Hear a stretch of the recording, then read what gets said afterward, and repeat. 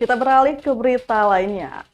Retribusi parkir menjanjikan, wakil rakyat sayangkan Dishub tak bisa kelola.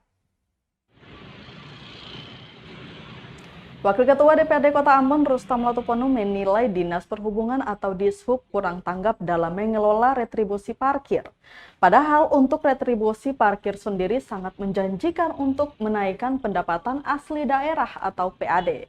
Misalkan untuk infrastruktur pendukung mesin parkir elektronik, khususnya pada kawasan depan Ambon Plaza yang sudah mengalami kerusakan dengan waktu yang cukup lama. Kata dia, jika mesin itu mengalami kerusakan, Dishub harusnya menyampaikan ke DPRD melalui Komisi 3, agar komisi dapat mengusulkan anggaran di pembahasan APBD Kota Ambon terkait apa-apa saja yang dibutuhkan Dishub. Lanjutnya, sejak pandemi COVID-19 melanda Indonesia, dana transfer dari pemerintah pusat atau Pempus ke daerah-daerah yang terjadi penurunan, termasuk Kota Ambon.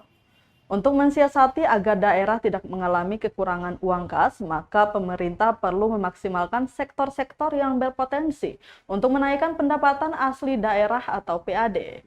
Di Ambon sendiri yang punya potensi untuk meningkatkan PAD yaitu dari retribusi perparkiran.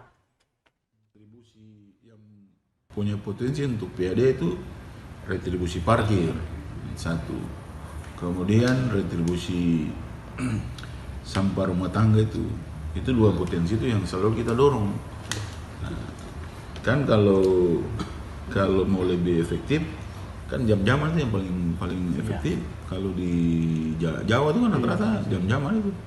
Misalnya 5.000, 1 jam berikut berapa? Tambah 2.000 kan, 1.000 kan. Jadi saya kira ini harus ada etikat baik dari Dinas Perhubungan agar potensi retribusi parkir ini betul-betul dimaksimalkan. Kan dia tender ke pihak ketiga kalau tidak salah.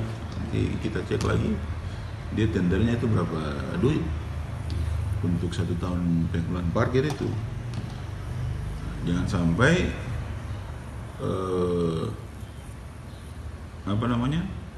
sektor ini dia terabaikan padahal dia paling potensi untuk peningkatan PAD.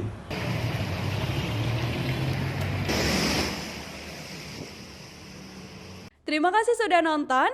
Jangan lupa like, subscribe, dan share ya.